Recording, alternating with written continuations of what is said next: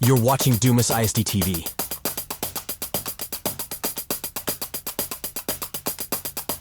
They're going to throw it down the middle. They have Johnny Marquez open. He's at the 40 of Canyon. He's at the 30. He's at the 20. Johnny Marquez will score. What an answer for the Dumas Demons. A one-play answer, no less. He's back to pass. He's looking downfield. Now he throws it down the middle. Dumas is there with an interception. And that's Johnny Marquez with the ball coming back toward the Dumas sideline. That may be, is it Johnny? Yes. All right, and he's at the 20, and he finally gets thrown out of bounds at the 18-yard line. Back to pass is Mills.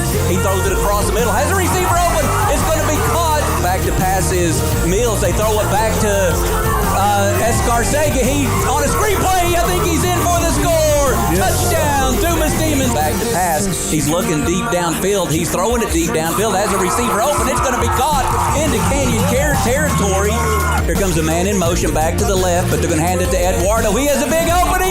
He's in for the score. Touchdown, Dumas Demons, Eduardo Hernandez. He's back to pass. Here comes a blitz. He steps up into the pocket, and now he throws it down the middle looking for Emino Marquez. He has it! He has it on the 1-yard line. I think it's touchdown. Touchdown, Dumas Demons. Here comes the receiver back to the right. Colton takes it, rolls to the right, throws it. It's going to be Coley on the catch. Second down and 1. Back to pass is Colton. He throws it over to the Canyon sideline. It's caught, thrown out of bounds. Back to pass is Mills. He's going to throw it down the middle. Looking for Emino. He grabs it. What a catch. He's at the 40. He's at the 30. 20. Touchdown. Dumas Demons. 85-yard pass and catch. Here's the snap. Lopez is going to roll left. He's going to throw it down the middle, and it's going to be picked off. Emino Marquez. Back to pass is Mills. He's going to step up, throw it deep down the middle, looking for something, and it's caught! Touchdown, Dumas Demons. Mills is going to take it back to pass, look left, steps up into the pocket. He has a running room. He only has one man to beat, and he is going to be down, I believe, at the 1-yard line. To the right, he's back to pass, and they're going mano. Johnny Gutierrez, and I think he has it. Incredible. Touchdown, Johnny Gutierrez. What a catch. He was double teamed. Back to pass is Colton Mills. He escapes the rush. Now he throws it downfield. It's going to be caught, and that's going to be Coley, and he's in for the score. Touchdown, Dumas Demons. Saying there's 2 seconds on the clock. This will be the last play of the game. O-line got blocked out. 39-yard field goal. Here we go. Zamarippa ready to go. There's the snap. The kick's on the way, and the kick is... It's good! We did it! We beat him, baby! Yes, Let's go! Yes, Send them home!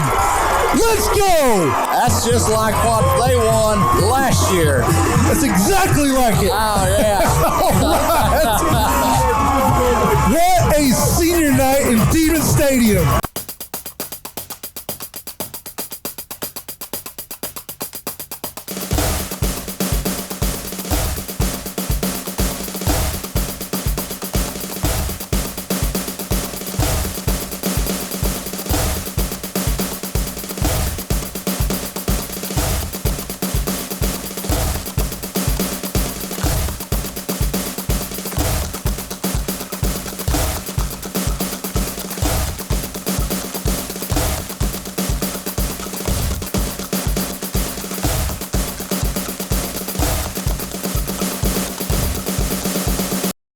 You're watching Dumas ISD TV.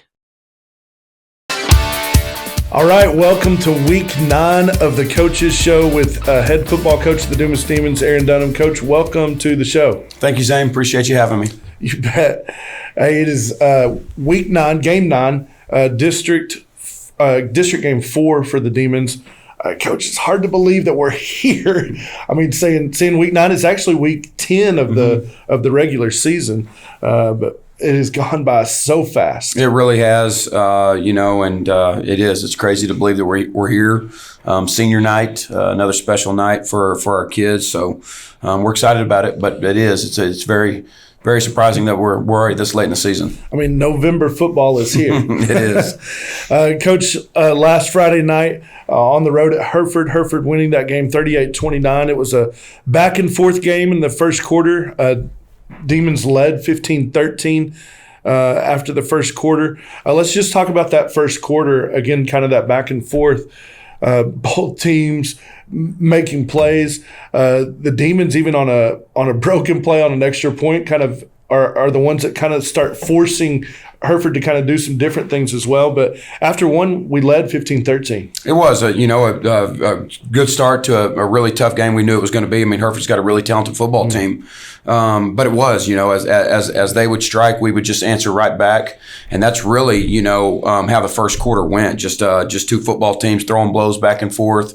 Unfortunately, I want to say there in that first quarter too, we really felt like we had a really big third down stop, got a pass interference call, which kept their drive alive, and they went down and scored. But it was a really good start to what we expected to be a back and forth football game. Just some unfortunate things kind of happened in the second quarter as well. Hereford ends up scoring, a 2-point conversion to go ahead 21-15. Dumas then returns the ensuing kickoff back for a touchdown, but there's a holding call that calls it back, or there was a flag thrown for holding. Let's just put it that way. And then, we were unable to convert, had to punt the ball away, and Hereford goes down and scores. They end up leading 28-15 at halftime, and Coach, they eventually win. It is small things that seem small in the moment, and maybe they also seem very big, but they loom really big after the game. Just some unfortunate calls going against the Demons there. But in high school athletics, in any sport, Daryl and I talked about this on Tuesday night at the volleyball game, momentum is huge. And small little things like that, or one little play, can end up impacting the game, even if it's just a momentum swing. Sure. So, down 21-15 at that point. We do return the ensuing kickoff back for a touchdown. Unfortunately, it was called for a holding call, of which I didn't really feel that was the case. And then we call that, it's called back. We do not capitalize on that drive. They get the football, they go score. And so when you look at that, that's a 14-point swing. And the game ended in a 9-point loss. And so from that point on, it is the game of football, and it's the game of anything. There unfortunate things are going to happen from time to time, and it's our responsibility to bounce back and continue to fight. And I thought our kids did, but that was definitely had a huge impact on the game, as it has. Feels like every time. But then just sort of it. More than just the points. Seeing that it's a 14-point swing, anytime where you get down. So then at that point we're down 28-15. It totally changes the way that you call the game. It changes the way our offense calls. We had intentions to really establish our run game, and you're chasing points at that time. And so the way you call the game changes, and and so here we were losing the football game by 9 points. Coach, I understand this about you because we're such good friends, and we talk about these things, and very real with the team about these things during the week. It's way more than football games, and it's in instances like this where you're able to take these young men and show them, guys, this is real life. Of you're going to be in instances like this that are outside of your control. You can do everything that you've been asked to do. You can do things even in the right way. You can do things with integrity. Sure. And still things may not come out like we want them to. How do you use these moments with your team to mold them? Again, you're making young men. I know you're a football coach, and obviously we want to go out and be on top after every game. But the bigger goal past that is the type of men that you're putting out of this program. Sure. It's a game. you say that in one hand, but also, there's so much invested. Sure. It is a game, but it's a game that we've poured our entire lives into. I mean, it's really every decision that we make on every single day, is about this game and how we make sacrifices, how we invest, how we do different things. And so, but every moment is teachable. At the end, it is a game, and we got to make sure that it doesn't become more than that. But very, very teachable. Adversity. We've had the ability to teach adversity more than I've ever have in my career.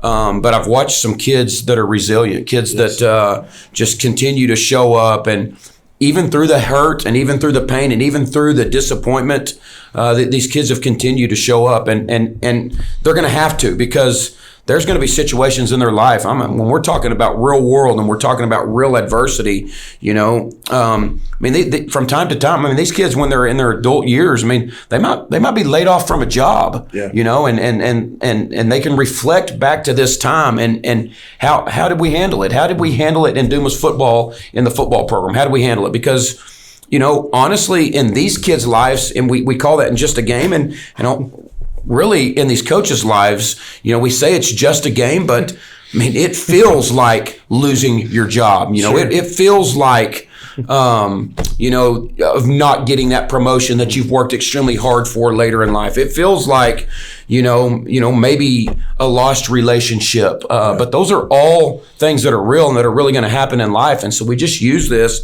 to teach and to work through it and to persevere. And because I actually talked to the team this week, about real life things that are happening and how do I handle them. And it's just, I just try to teach them that. And there's only one place that I learned it. I didn't learn it anywhere but through the game of football. Football is about life. It is. It's never fair. There's going to be times where you work really, really hard and you honestly might deserve something and you don't get it.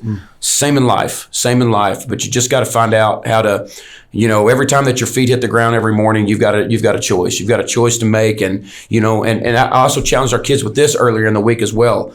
I saw something about when your feet hit the ground, you've got a choice. Are you gonna? There's certain ways that you can approach life. There's certain ways you can approach every single day. When my feet hit the ground, I can say, hey, I'm gonna give a little bit of effort. I'm going to just try to make it through the day, maybe make it as painless as possible, and maybe give some effort here, give some effort there. Or on the flip side of that, I'm going to approach today like a champion, and I'm going to give unwaveringly effort, and I'm going to be the best I can be at whatever I do. And so those are opportunities, those are ways. And also there's going to be things in our life, just like the game, and calls that maybe go our way or do not go our way. That is life. That control what we can control. We can't control that call, but we can control how we move forward and what we do, and how we approach unfortunate situations. And we're always going to approach them with high character, and with the mentality that we're going to control what we can control. And that's what I want as people watch this and hear this, because it's easy as maybe somebody who sits in the stands or somebody that's watching it at home that's going to watch this, to understand. It's easy for someone to say, well, that's just a game. They're just football players. There is way more that is going on inside the walls of this locker room, even on the field. Sure. That these kids that I was so glad that you're able to talk to them and hear that from you this week about goes way past. You learn these things within the context of a game, but you're using these things in the context of life every single day. It is, and what people don't see in the walls, with every bit of adversity, every loss in that game, these kids are hurt. They're hurt, and then they show up to us Saturday morning, and what we've got to do is we've got to be able to coach them. We've got to be able to find out and challenge them to fix the things that are getting us beat, but at the same time, console these kids, fix their emotions, make sure that they're okay, make sure that they know that we love them, make sure that they do understand that this is just a game, and just because they maybe missed a tackle for a touchdown and we lost the game, that they're not failures, that they're still, we love them, we care about them, and that everything's going to be okay. That's what people don't see. They don't see, because these kids, after every loss, no matter how hard it is, no matter how late we get in on Friday night, they might get home at 2:30 in the morning. They're up here the next day at 9 o'clock. We're going over the game film. We're challenging them. We're asking them to execute and do better, but at the same time, we're telling them that we love them, and the sun's going to come up every single day, and that they've got another opportunity in front of them. And then, we've got to flush that away and start building them back up and getting them prepared for another game. And so I don't know that everybody sees that, but that's the process that happens. There's so much more than a game, and we're coaching life every single day. Yeah, and pumping out incredible young men. Yes, sir. It's unbelievable. Coach, let's talk about some of those guys and some of the games that they had this past Friday night. ZJ Jara, I felt like breakout game for him. He only rushed the ball 12 times, but he did have 68 yards. He also had 4 catches for 34 yards. He accounted for over 100 yards total offense. Had a really good night, and ZJ's just a sophomore that's just now figuring it out.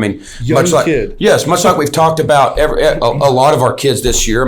He was also missed 4 games due to injury, yes. And so even if he was a sophomore and had started and played every game, he's still learning. He's still working through the process, but he did some really, really good things. He runs really hard. He's a big physical football player, still learning how to read and where the holes are going to open up and different things, and so he'll continue to get better as we go. 2 guys that are household names that make opposing coaches' knees quiver. Johnny Marquez, Emmanuel Marquez, both those guys electric on the offensive side. 4 catches apiece for each of those guys. Johnny goes for 87, Emmanuel for 76, both of them also with a touchdown. Both really good football players for us, and again, just stuff that you don't see throughout the game. Johnny was actually forced into playing more snaps offensively than he really wanted to. Blake Robinson goes down and is out for the season. But again, it's just I'm just proud of our kids of being able to to change and adjust. Next man up. Hey, we need you. We didn't intend for you to play this many snaps on offense, but here you are. And again, he's a kid that's coming off of an injury, been missed 6-7 ball games this year. But again, he got in there and just did exactly what we needed him to. I'm really proud of his efforts. Another guy that was forced into action last week that stepped up, Shooter Kuhn led the team in tackles Friday night with 13. Dustin Coey, again, Johnny Marquez, they were also key on defense. And the plays that they were able to make. Shooter Kuhn, again, another sophomore, another kid that that we're expecting really bright things for, but again was in a backup role until last game, and all of a sudden, bam! And so he's had limited reps in practice because he was in the backup role, but here he is. He's ready. He's now the starter, a sophomore that we're going to continue to see get better and better. And he did fly around. He's going to make some sophomore mistakes, as he tries to fit into our defensive scheme, but a kid that we have really, really high hopes, and we're excited about the opportunities that he's getting right now because he's going to be our future. And he did fly around, had 13 tackles, and played really well. Dustin Coey is a guy that you're hearing every single week, plays with great effort all season long. And then Johnny Marquez was pretty flashy as well on the defensive side. Coach, I don't want people to get things twisted. I think that we need to give some credit to Hereford. Sure. They're a really good football team. You and I yesterday stood in the locker room and talked about Caleb Ramirez, their quarterback. He's a junior quarterback, and so he is experienced, and he showed his poise on Friday night. A good leader of this team. Hereford is a team that's going to make some noise in the postseason. They're not done in the regular season making noise either. No, they are a good team, and I think this is a team that Coach Nairn has been waiting on. They have 34 or 35 seniors. Yeah. And you talk about Caleb Ramirez. When we talk about our kids that are sophomores and that are still getting their feet wet and still understand the game, he started his freshman year game 1. And so even through their times of so that even 10 game seasons, that's 30 games, that he started, and he is, they do a great job with him. He's super talented. He's a kid that's actually has a Division I offer and is actually committed to the University of Texas to play baseball. And so you know there's talent there. His arm talent is really special where he puts the football. And then he's got guys around him. I thought they were physical on defense, and I thought they do a great job of, they've got receivers that they get the ball to. And so they were. I mean, credit to them. They did play well. But again, I also think it shows, what type of football team we have as well. Definitely. I mean, here we are. Yep. I do want to mention as well, I mean, we have 5 losses on the season, of which combined like 36 points. And so as you look at that, that's 7.2 points a game, of our 5 losses that we're average of getting beat by them. I mean, that's a touchdown. Yeah. And so we're there. We're really, really close. I mean, I know I sound like a broken record, and I really wish I wouldn't, but it is a process. It's a process that we're going to work through. And I think if we can keep our kids there, because we'll talk about this a little bit about the 3rd season and what it looks like. I think if we'll continue to show up and continue to persevere and keep working, we're going to get what we want. As Daryl and I were going to the volleyball game on Tuesday night, riding, I think to it, we said it's insane to think about and say these things, but we are 5 plays away from being undefeated. And you think, well, how can you say that? You can say that? Sure. I mean, you look at the games, you look at certain things that have happened. 5 plays go differently in the whole entire season, sure. and it's flipped. Sure. And so again, so close, and that's why I think there's still so much hope about what's around this team, and no doubt. Watch out.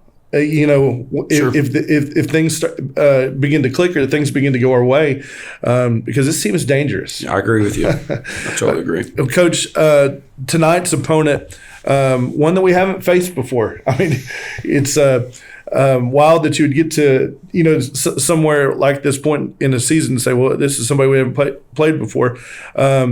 But here's the thing: these kids have probably played Dumas before. Oh yeah, without a doubt. They know what's in for them. Either formerly on Randall, possibly as freshmen, or in the junior high, definitely playing for Westover or Randall Junior High. I can't remember how all that might have worked when they were in junior high.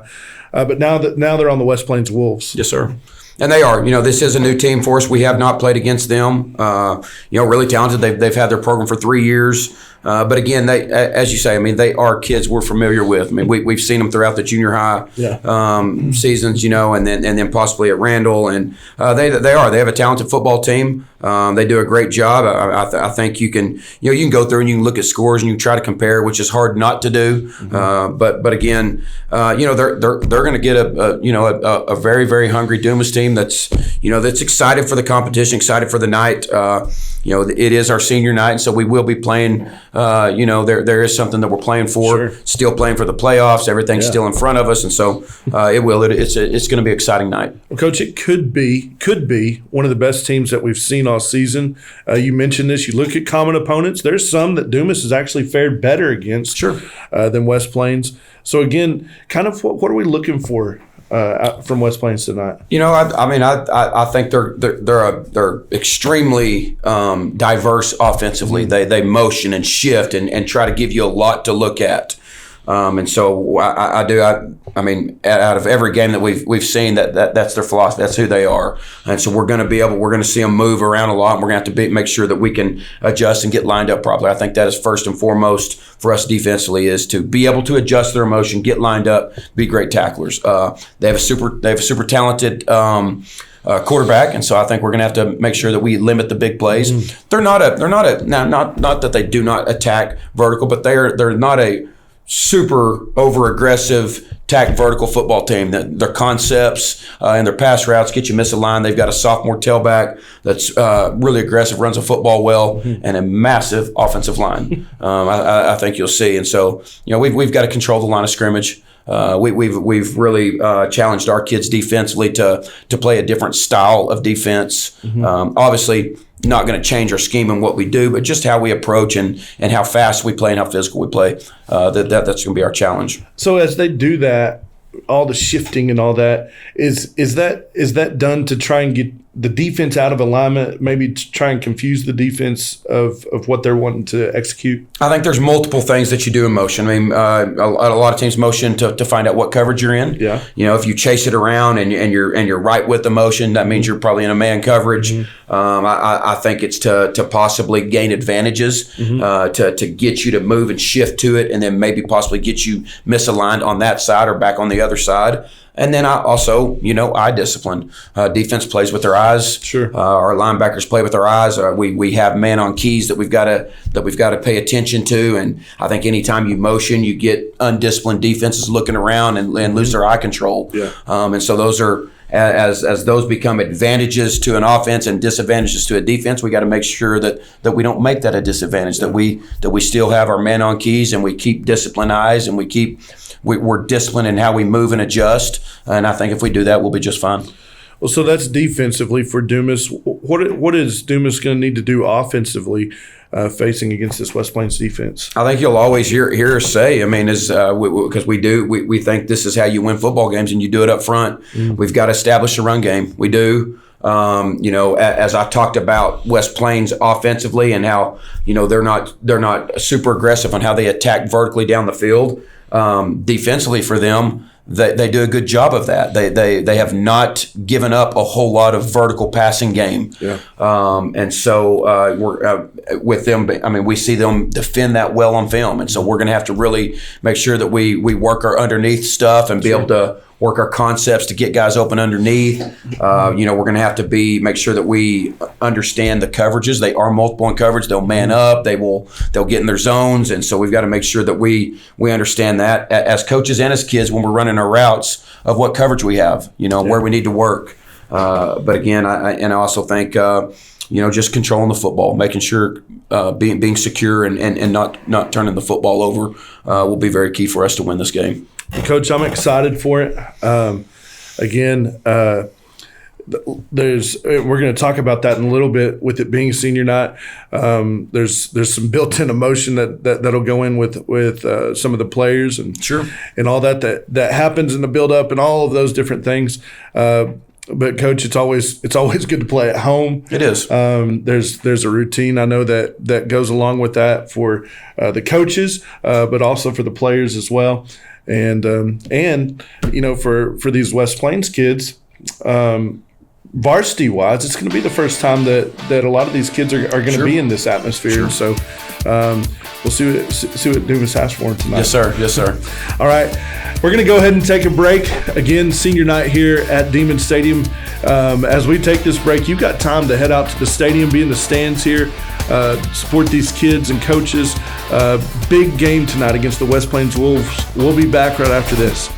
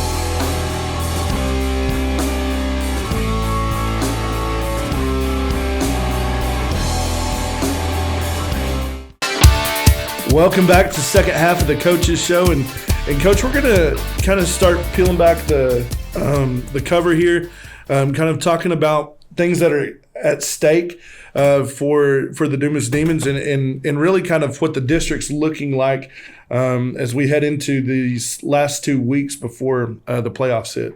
Okay. District standings as they sit right now: West Plains is 3-0. Randall and Hereford are tied for second place. Both of those teams at 2-1. Dumas and Canyon are tied for fourth place at 1-2, and Pampa is 0-3. Now, breaking down ties right now, even though Randall and Hereford are tied for second place, Randall holds the tiebreaker because of the head-to-head. So as it sits right now, West Plains first, Randall second, Hereford third.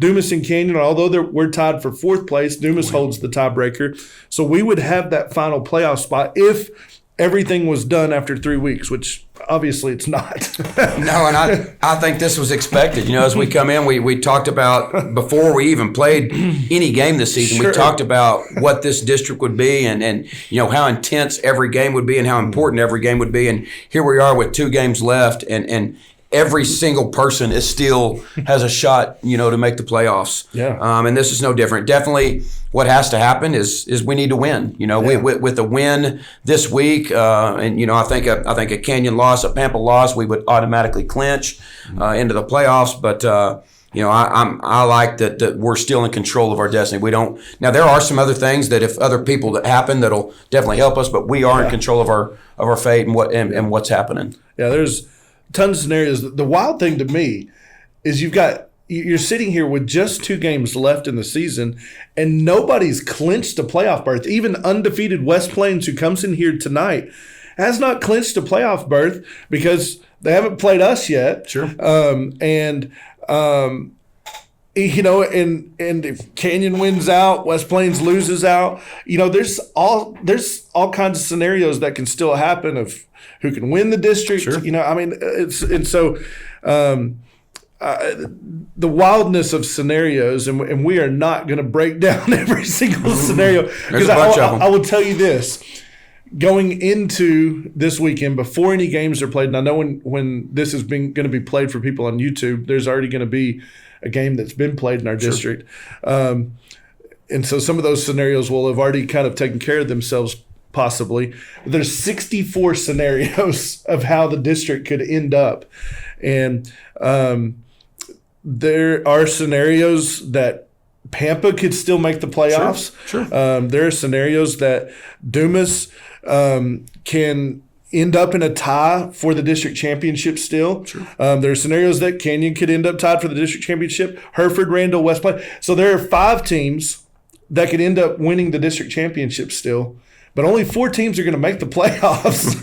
And so if you think that through, again, 64 different ways of how the standings could finish. There is still a lot to be played for. There is, and I think that's really neat. About this district is that that every game matters, and here we are with 2 games remaining, and still everything's up in there. Obviously, there's with West Plains setting at 3-0, some great things, but there's still a lot of football to be played, and that's definitely our approach and what we're talking to our kids about. Well, so let's take it a step further. What's needed for Dumas to get into the playoffs? There is one out of those 64 possible scenarios. There is one easy one that we can look at. Win Friday night for Dumas. If Canyon loses to Hereford, and if Pampa loses to Randall, which is on Thursday night, that particular scenario clinches a playoff spot for Dumas no matter what happens next week. So a win tonight, Canyon loss, Pampa loss, that gets Dumas in. And obviously for us, we're thinking, let's go. That's a great snenario. Two playing an undefeated 3-0 West Plains team and a win tonight would be really good and definitely something that would set us up for the 3rd season, which is one of our goals. Sure. Now, again, around that same scenario, what needs to happen for Dumas to get the playoff?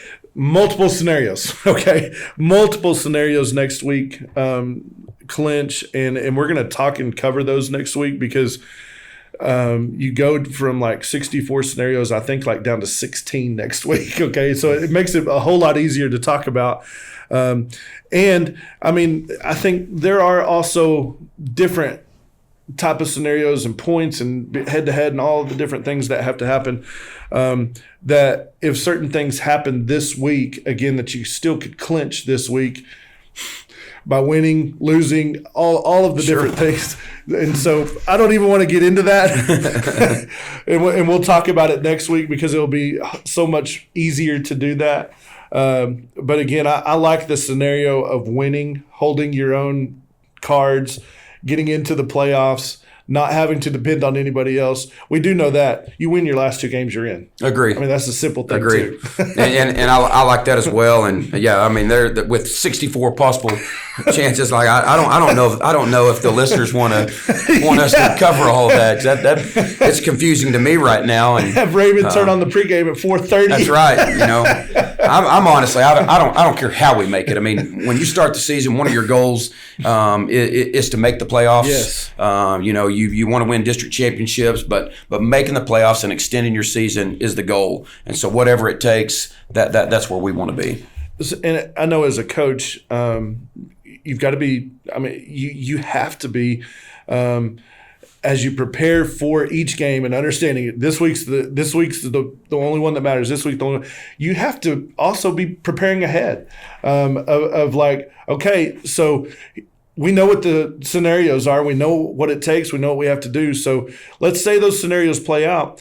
You guys also have to be looking ahead. Okay, well, what's going to happen if these play out? Sure, I mean, because you've got to secure sites, and you've got to get ready to trade film, and so we have. I mean, we've already. I've been looking, and we've already looked and got our name at 3 or 4 different venues, and so what that looks at, you have to look at the district you're matching up with, and I do think that if we get in wherever that is, we're a first round opponent, El Paso, Austin. They're winning that district again.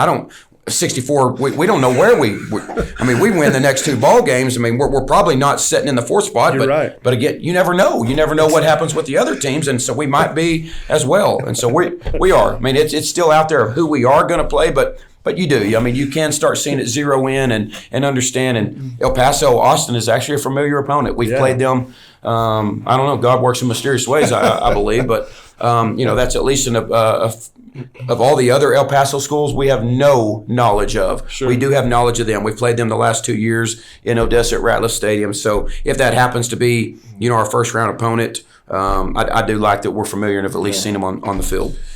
And this is why I wanted to discuss this and let our listeners hear it at least.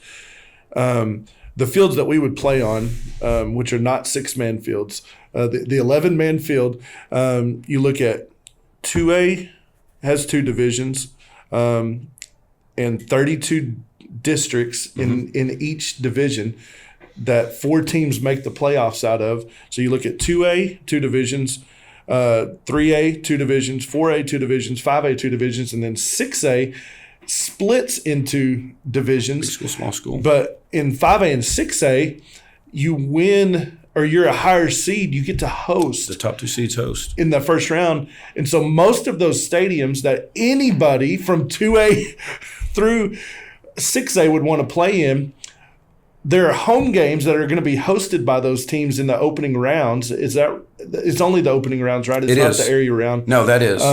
And so they've already got those stadiums that they're going to be hosting in. They're going to be playing their home games in, where they're going to decide when their teams want to play. Probably Friday at 7:00. Yeah, certainly. And then you've got hundreds of other teams that are going to want those same sites on those the fall weekends. neutral and close to them.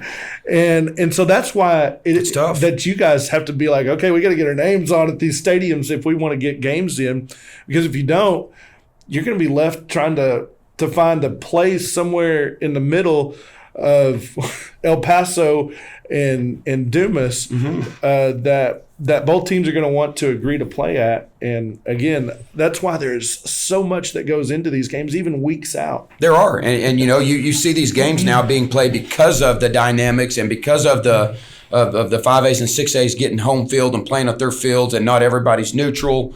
You're seeing games played as early as 3:00, on Thursdays. Yes. And so your time to play is Thursday through Saturday. Yeah. And so the availability of playing at 5:00 or playing it on Friday at 7:00 is pretty tough. And so you've got to be able to be flexible and be able to maybe play a Thursday game, be able to play a Saturday game, and so you definitely need to get your name out there and get on these different venues, or you're not going to have something, or you're going to play somewhere.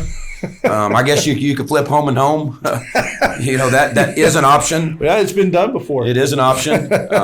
So yeah, I mean it's it's like the Wild West. You're having to go back and forth, and it's not just going back and forth with the team you're playing at. You're going back and forth with the venue, and all kinds of things that go into all of this that are happening weeks out of yes, sir. Of not even knowing opponents, but knowing the venues are a little bit more likely to even, that's crazy to think about, than the opponents at this point, because it's going to be an El Paso team. That is who our district plays out of the gate, and so all of these teams that have a shot in our district, all 6 teams, are having to do the same thing that we are. Sure, and you know that it has to be somewhat neutral. And so you pull up the map and you look where El Paso Austin is, you look at Dumas, and then you find out there in the middle, and it's down to about 3 or 4 venues. Yeah. Some other options, I don't know that our viewers know that some other options that you can do is, you could pick a home neutral. Yes. Which might be a little bit, it's El Paso. Their home neutral might be a little bit closer to them and not neutral to us. And so we might pick a place like Lubbock. Yes. Might be our home neutral, which it's neutral, but it's closer to us. And so we flip for those. And those are some of the options. And then you have an option of home and home. So. Yeah, and so I mean, there's a lot that goes into it, and especially these long type of games like this. This is where you get those quirky playoff games that happen sometimes, where Texas teams might play in New Mexico. I think Randall one year played at the University of New Mexico. I think against an El Paso team. It might have been Amarillo High. I can't remember who it was. And so, I mean, it's insane to think about. Why would they do this? Why would they? Well, when there's, I wish I could say what the number was, but I'm going to say over 100 playoff games that are going on that want this one Permian Basin area of playing their games. It limits, what certain teams can do, and that's what it turns out to, playing in New Mexico or playing, like you said, the home and home. Home neutral type sites. Why would they ever do something like that? Yes. I mean, you run out of options. Yeah. What else you can do here?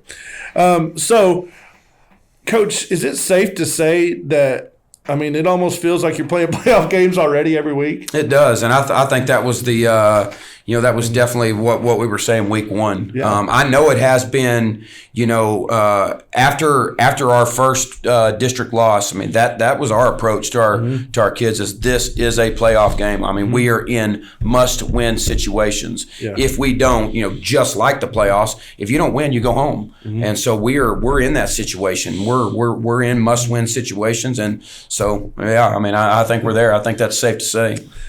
All of that into account, tonight is also senior night.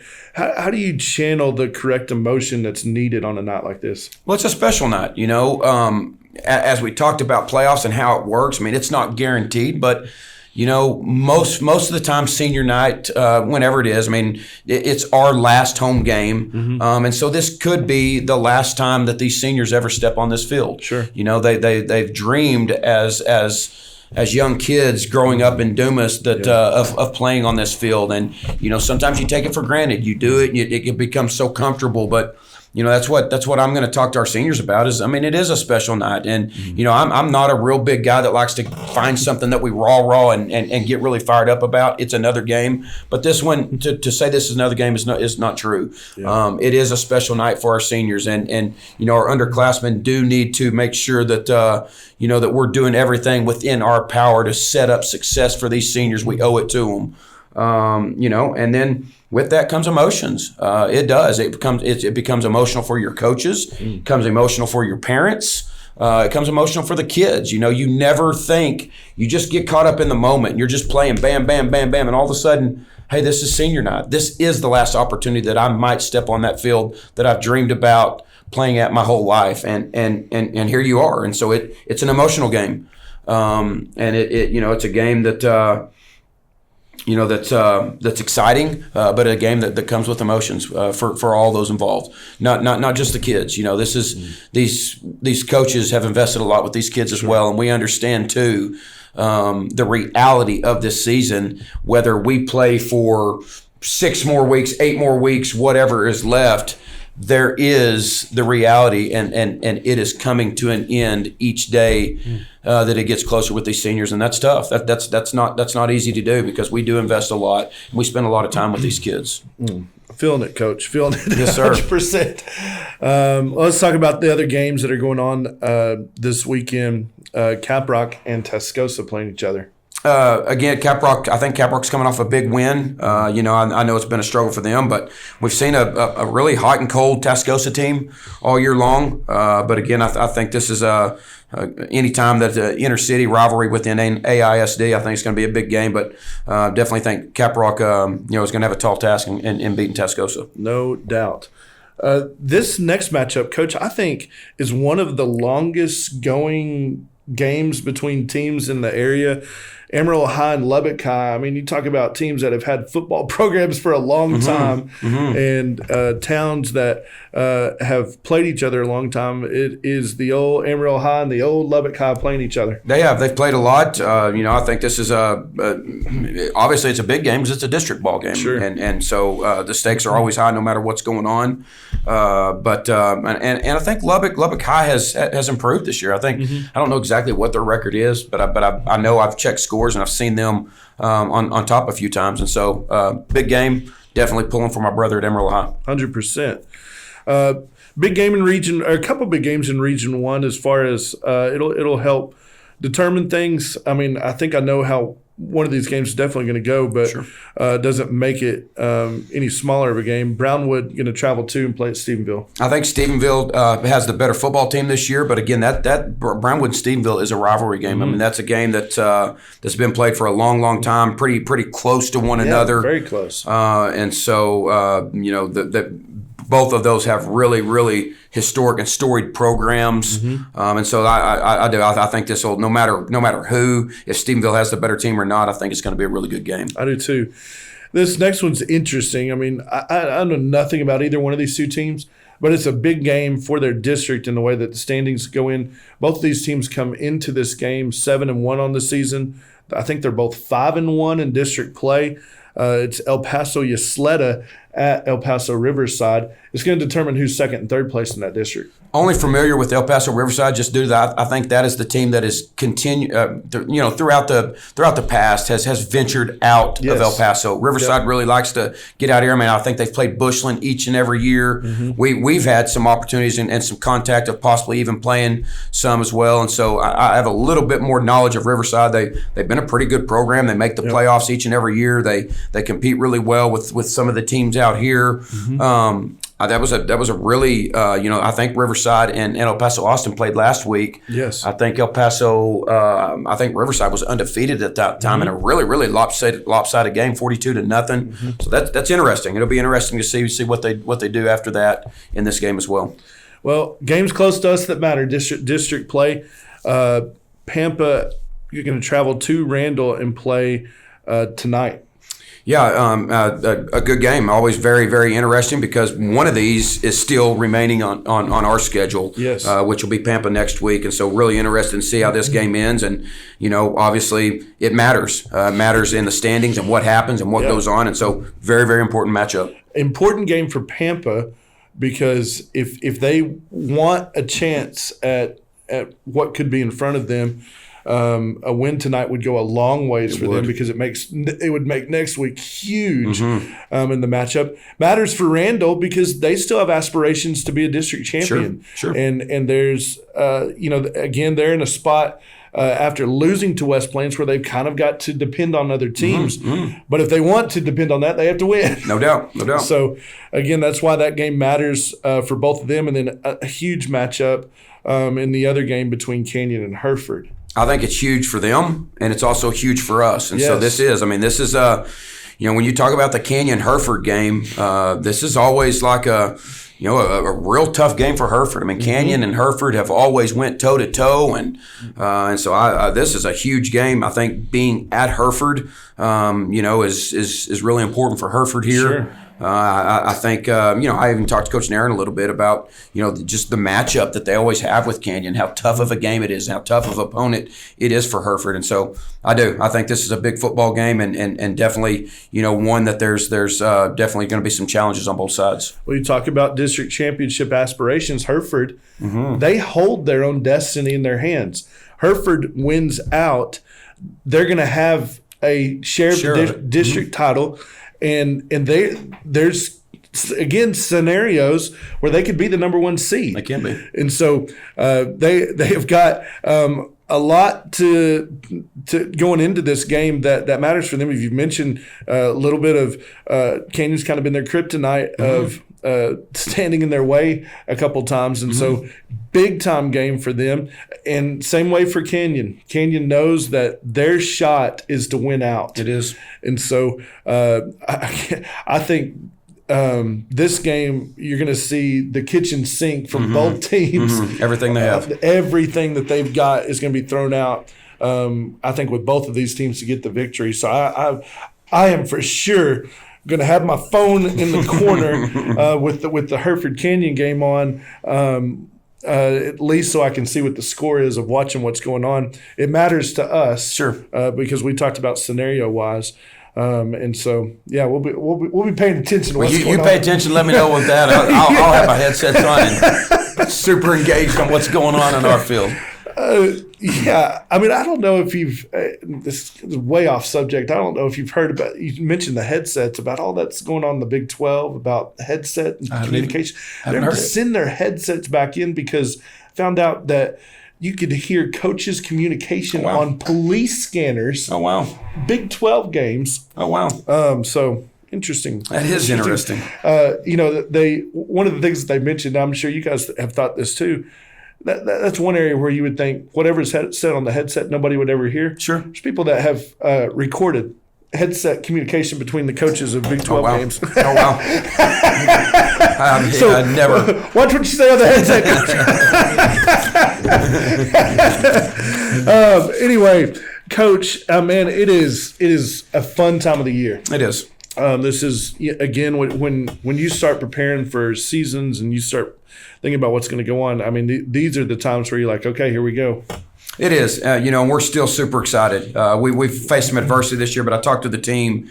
I'm real familiar, about 6-7 years ago, of facing a Decatur team that was 4-6. They finished last place in their district, just sort of limped their way into the playoffs, literally through injuries and through just not playing well from time to time.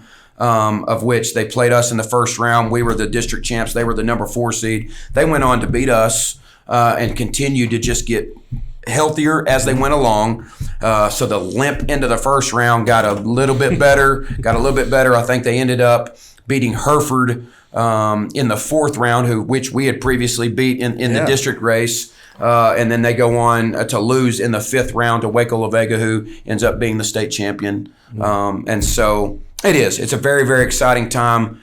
So much still in front of our kids in this football program. And so, we're hungry. We're still definitely have a lot of fight in us and just feeling like we are getting a little bit healthier as we go.